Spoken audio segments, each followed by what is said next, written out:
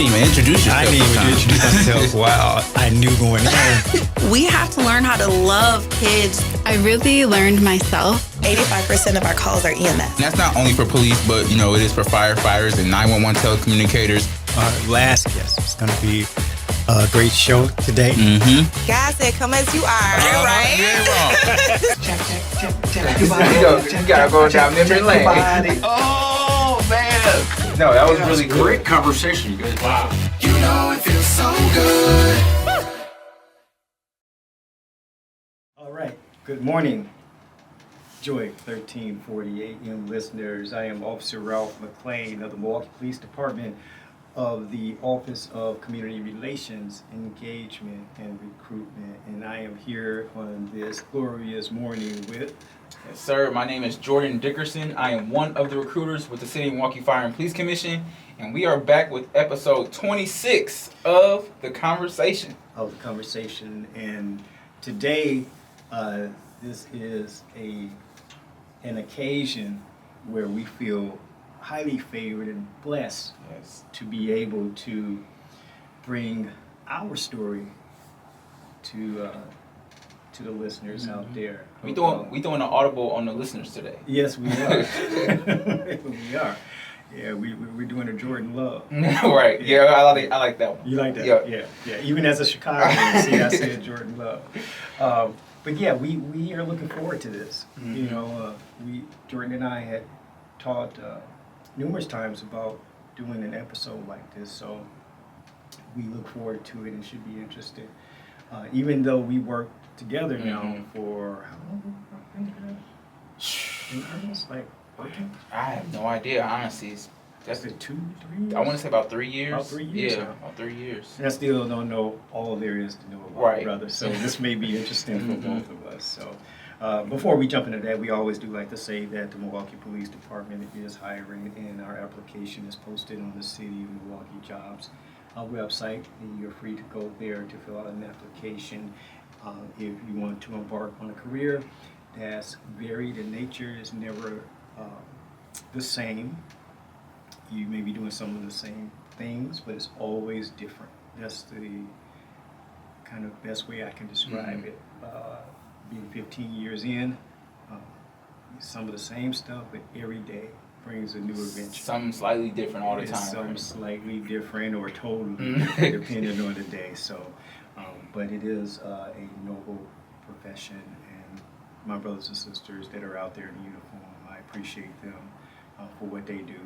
And we always can give them a little bit more help out there. Yeah, we appreciate, of course, your brothers and sisters, but definitely want to say, appreciate you for all that you do, all the work that you do, not only being a police officer during your time, but, you're on a team and you're helping recruit for officers too. So that's a big part and a big voice of things. If you guys ever have any questions, ever want to, just figure out, what's the next steps, like how do I even go about this process, you can actually feel free to text this number right here. It's 414-519-6190. Again, that's 414-519-6190. You can text that number. Me, myself, and the other recruiter, we will respond to any questions that you may have. And also, even though we're hiring for police officers, we're actually hiring for firefighters as well too. So, if you want to go to the other side a little bit and see what that's talking about, definitely feel free to send us a text message. We'll respond to it and shoot you over an application. And then, hopefully you'll be able to really get into a really rewarding career. Yeah, absolutely. And if you ever see us out in the community, out and about at career fairs or job fairs, or even just a resource fair in the community, feel free to just come by, say hello. Most definitely. And any questions, we will be happy to answer them. Now, with that being said, I want to be the gracious one and offer my brother on the other side here a chance to talk a little bit about, where he grew up and everything here in the great city of Milwaukee, since he is homeboy. Milwaukee for sure. In Milwaukee and through. So I'm going to let my brother Jordan here talk a little bit about his upbringing, where he's from. Yeah, this is sort of a little bit different, being on this side of things. But yeah, so for those of you out there, my name is Jordan Dickerson again. Born and raised in Milwaukee, Wisconsin. It's one of those places where I just feel like, it's like an underdog in a sense, right? Like you go to all these other cities and people always like, glamorizing and happy about, oh yeah, I live in, Florida, or even Chicago and like all these other cities, and then Milwaukee's just like the little stepbrother to Chicago and stuff.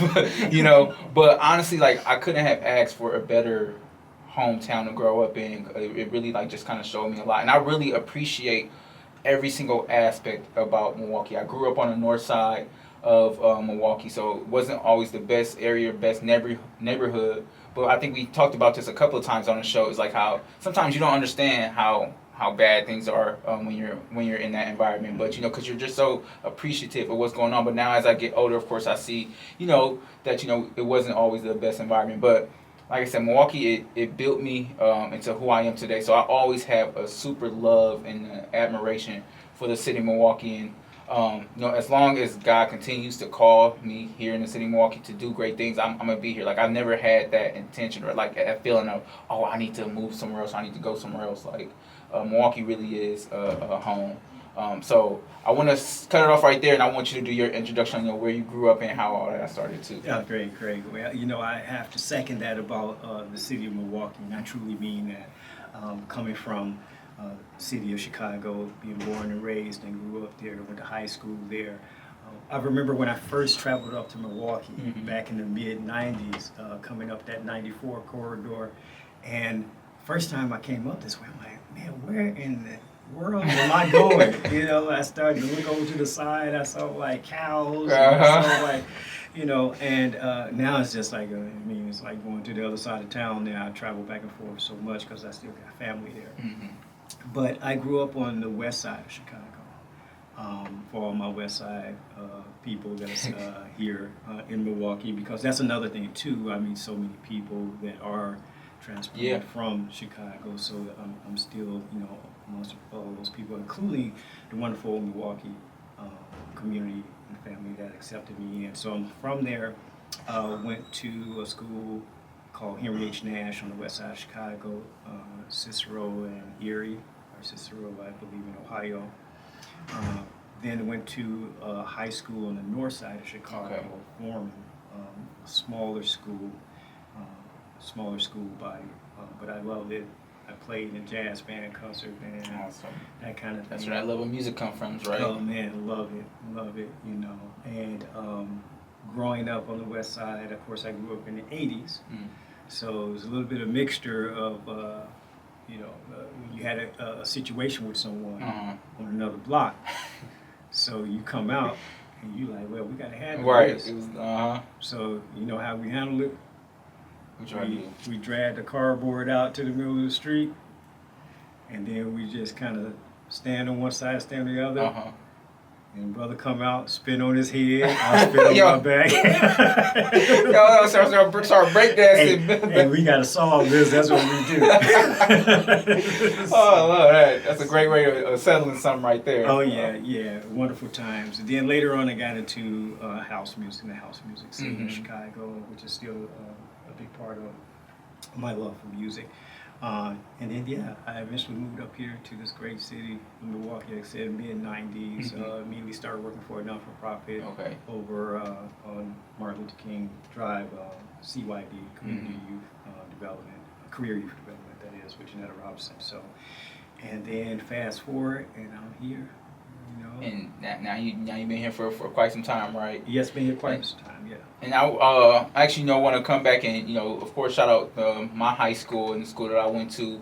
I actually went to Milwaukee School of Languages, which is a middle school and high school. So I went there my whole entire 6th grade through 12th grade, and I actually speak French. I used to speak it fluently.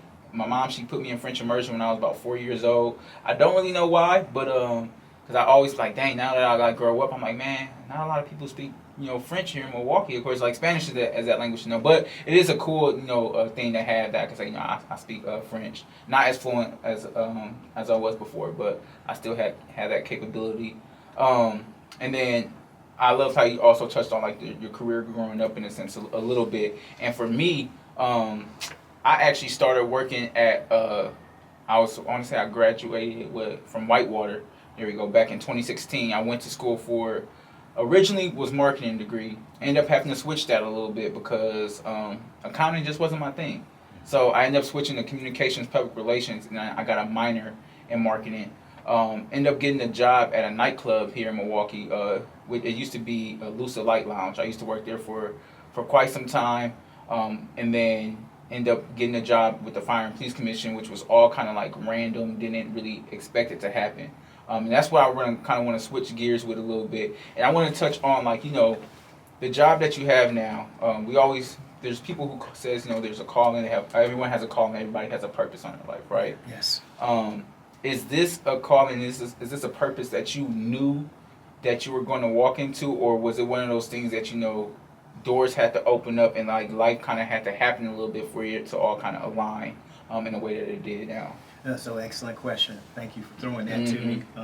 It's something that I often talk about with potential candidates and people who are interested in coming out to the job. They ask me, how did I get into it, and did I always want to become a police officer? And the question is no. Straight like that. It's just no. It never was on my radar. Being a kid growing up and was into music, and even in high school, my little group of friends and clique, we were kind of like looked at as like kind of strange. Those are the music kids. Okay, yeah. We weren't like shunned or ostracized or anything like that. But I had my own style. I was an individual. So I never thought that I would, become a police officer at any time in life. Thing is, though, I think it's interesting. We take different roles in our life. Yeah. And if you just surrender to what God, universal energy, love wants you to do, and you be true to that you end up getting the opportunity to do something purposeful. Yeah. You just have to be open to that. I think a little bit has to do with my natural personality.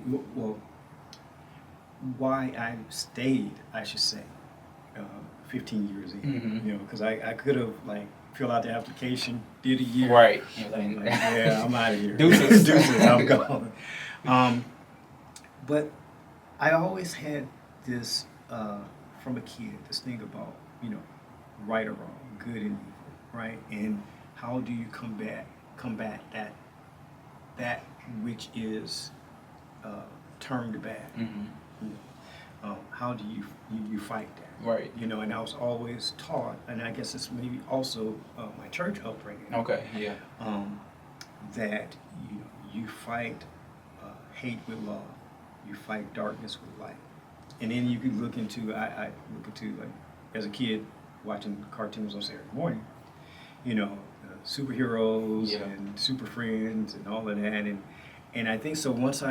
So if you fast forward all the way through all of that, teens, early 20s, and 30s. For those that don't know, I came on the job a little bit later than most. But when I came up to the job, and once I learned the basics of what I need to do out there to serve the community and keep myself and my partner safe, I started to fall in love with the nobility of service, of serving others. And that's what's kept me all this time. The fact that we are taking an oath to risk our lives for people who we don't know personally. Every day. But it's the love of humanity. It's the love of wanting other people to walk in the spaces and to live and be safe. Yeah. So it's that kind of thing. So that's what's kept me, and no, in the beginning it wasn't on my radar, but I'm so fortunate and blessed to be here. Yeah, and I love how you said, one, just super noble profession, right? But one thing I love that you said is that, that calling and that purpose that you felt like you had, even though it wasn't on your radar, he's gonna find a way to reveal it to you. You just have to, but you have to surrender to his will and not try to operate in your own. And honestly, I kind of experienced that a little bit before I honestly even really started to follow Christ. Because for a lot of people who don't know about me, I've always grown up in church. As far as my dad, he was a pastor, and my mom, she was big into the word, used to have Bible studies and all these things. But then college comes around, I kind of fall out, and I start following the world a little bit. I get caught up in all these other different things, and it wasn't until I want to say maybe about 3 years ago or so going through just a bad breakup and just was at one of my low points. And I called on the name of the Lord just in a prayer, and He answered like instantly. And it was like just an amazing and a crazy experience. Like from the moment that I was able to follow Jesus and I decided to dedicate my life to Him, that I was able to reflect on all the past things and see how God was with me through the entire situation. No matter how bad it may have been, He was always there with me throughout the whole entire way. And I say when it comes to like the calling and the purpose, like even if you don't necessarily know what it is right now, just know that God is building you and He's working you and creating you into that person that you need to be in order to fulfill that purpose and that calling that He has on your life. For example, like when it came to me working at the Fire and Police Commission, I never thought that I would work for a government agency. Like I'm a big into like I don't like politics. That was my big thing. Never liked politics at all. Wanted to stay away from it. But graduated college, and my mom, she gave my resume to somebody at the Fire and Police Commission. And I think his Clifton Crump was at the time, and that's exactly who it was. And he was just amazing guy. He like read over my resume. He liked what he seen. He brought me in for an interview. And then from there, like I started working with the Fire and Police Commission, doing like smaller like community projects. I was almost more so an intern working with one of the recruiters at the time. And I learned a lot from him. So I was already learning aspects of recruiting from a very young age, just graduating high school. And I always had, like, when I started doing it, I was like, yeah, I actually do kind of like this. But, time kind of progressed with the Fire and Police Commission. And, like, I was like, man, I don't know if this is the job for me. So I actually left the Fire and Police Commission for a little bit. And I was just working at the nightclub. And, I'm over there, a couple weeks go by, the manager at the time, he calls me. He's like, hey, man, I know you left, but I just want to give you a call to see if you want to come back. Like, we would love to have you back here and everything. And I was like, nope, I'm good. Hung up the phone and everything like that. I'm cool. Like, I'm good. Like, I'm trying to do my own thing right now. And I was actually, the reason why I left the Fire and Police Commission is because I wanted to start my own business when it came to, like, hookahs and everything. So I had my own idea. I had my own purpose that I wanted to fulfill, right? And then, time go on, money getting low now, because I'm only working at a nightclub, so you're only going to get so much money from there. And then I get another call from him about 2-3 weeks later. Hey, man, I know you say you're not interested in, working with the Fire and Police Commission. I just want to give you a call again and see if you'll be down to, like, come back and everything. I'm like, well, my pockets is looking a little rough right now.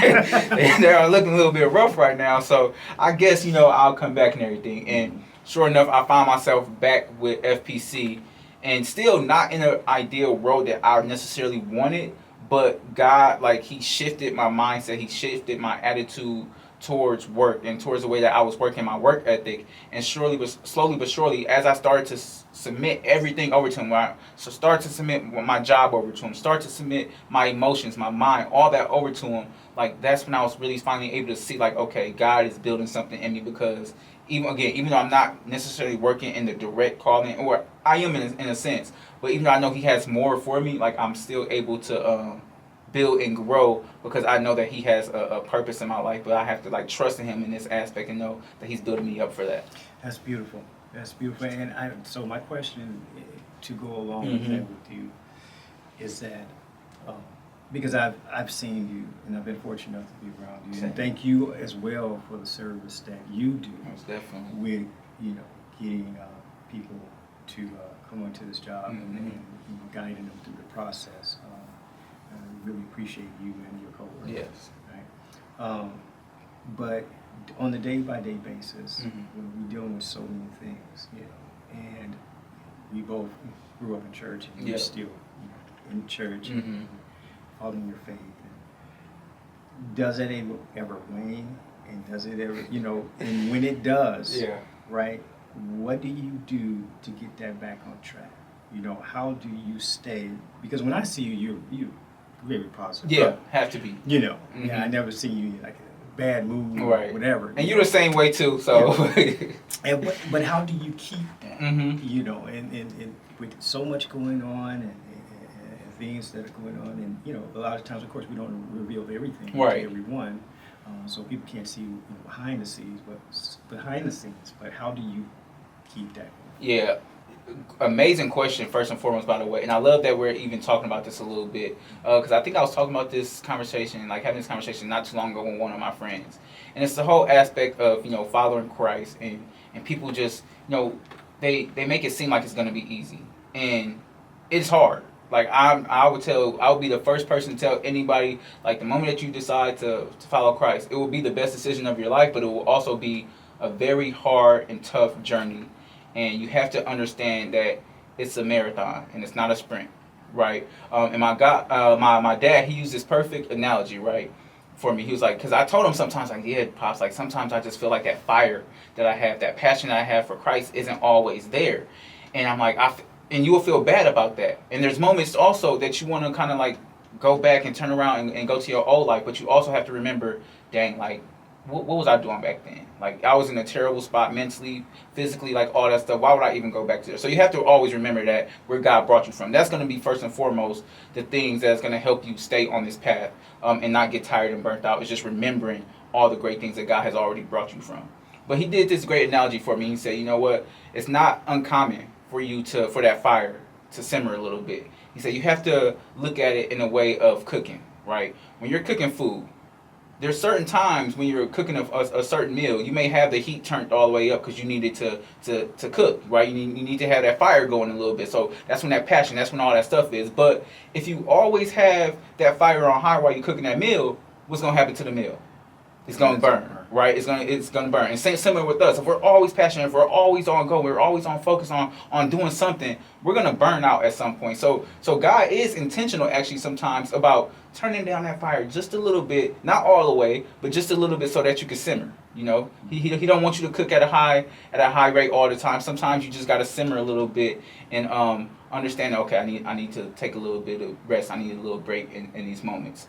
But it's not easy all the time. And one thing I would say that I also do is just take those breaks, you know, and sometimes you have to detach from others a little bit. Like for us who are very driven to serve and to, you know, make other people happy, it's easy for us to get caught up and always want to do that. But we have to understand energy, right? Mm-hmm. And if I'm always pouring into other people, but I'm not pouring into myself at all, like I'm going to get burnt out. You know, so it's okay to take those days when, you know, yeah, I'm not necessarily feeling it today.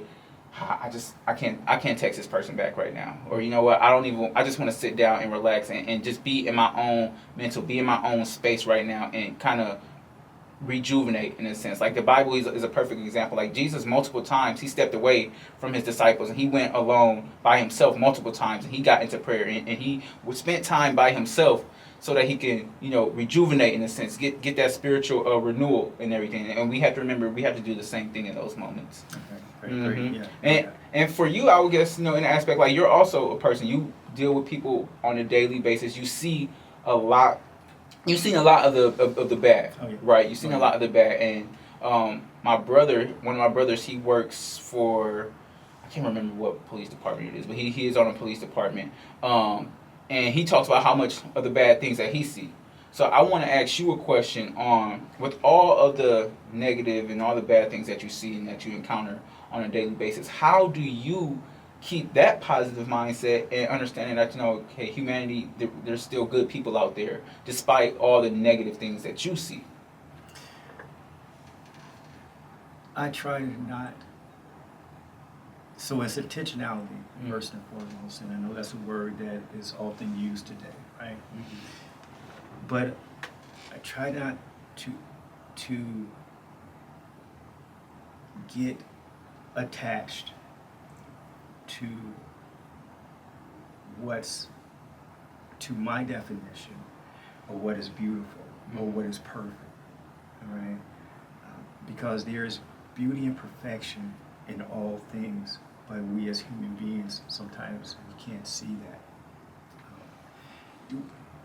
I was thinking the other day about how can one feel comfortable and fall in love wherever they are at any given time of the day. Because we go to work and then, you know, we either put our work face on or we, you know, we get in the mindset of like, I'm at work, you know. Then we're at home and then, you know, we're chilling, we're just hanging out with the family. And then we go into our social spaces with other people. But how can you be content and fine and comfortable wherever you are and not be full of anxiety or whatever? And I think it is that no matter what the situation may bring, that there's always beauty into it. Ego is not just if I got an ego, it is not just towards another human being of purpose. Sometimes it's what I want to attach to a situation so that I can term it as good or bad. So if I wake up in the morning and I say, well, it's a beautiful morning outside, the sun is shining, and it's going to be a great day, then I'm attaching that anything that's opposite of that is just going to ruin my day. Yeah.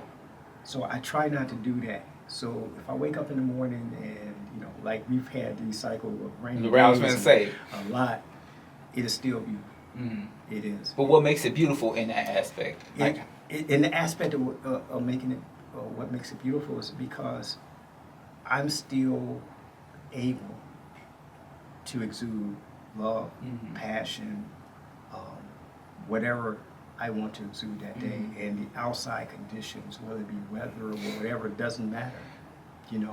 Is the intentionality of that, because that what happens or whatever weather-wise happens, it's going to happen, and I have no real control over that.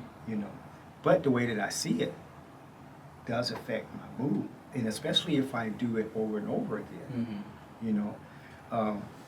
To make something habit doesn't just pertain to, like, if you practice an instrument over and over, you get good at it. It's even our thoughts. It's our mindset. It's our mentality. How are you thinking constantly? The habitual thinking that everything is beautiful, is great. Right. So then I'm able to exude that energy no matter what the weather is like outside. Or if I run into somebody who, they're not in a good mood, or it's a personality that's kind of like, grating, that doesn't affect me. It is what it is. If you're coming to work or you're going to work and somebody comes over in your lane and they decide to swipe your car, cut you off, or hit your car, the incident itself is just the incident. It's like what we attach to it and our reaction to it. The more that we intentionally and habitually try to understand a situation is what it is, but now what kind of energy am I adding to that? So that's probably a long answer to your question. It was a beautiful answer, as though. far as like the situations that I have seen as a police officer, knowing that unfortunately with us and as human beings, for a variety of reasons, right? We do things to each other. But then there are a whole bunch of people in situations that are, that we can term and add the tag to, that they're doing beautiful things, that they're protecting, or they're, and it doesn't matter your class or, where you are in life, you're able in your little corner of your life to do beautiful things. Yes. So I love that. And real quick before we get out of here, I just want to say, like, when you come across people, I feel like humility is a big aspect of it. Like, if you go into a situation knowing that you can always learn or take something away from anybody that you come across, I think you'll be able to find those little pockets of love, those little pockets of beauty and joy in everybody, because you're not putting yourself above anybody and saying, oh, I learn, or I'm better than this person. It's no, I can learn something from each and every individual that I come across. absolutely, because I learn something every time I'm with you. I do too, man, for real. We are going to have to, of course, continue this another time. I'm sure there'll be another episode somewhere down the line. I don't know if it's going to be 42, 43, or, Right. but one of these fine days we'll continue this conversation. Most definitely. It definitely. It flew by the time. It flew by, and I'm sure there's a lot of stuff you want to add, a lot of things I wanted to ask you. And so, we're going to have to definitely do this again. But we appreciate the listeners out there that take the time to tune in to us. Those who watch us, we appreciate you, and we just ask that you continually be blessed. Yes, God bless.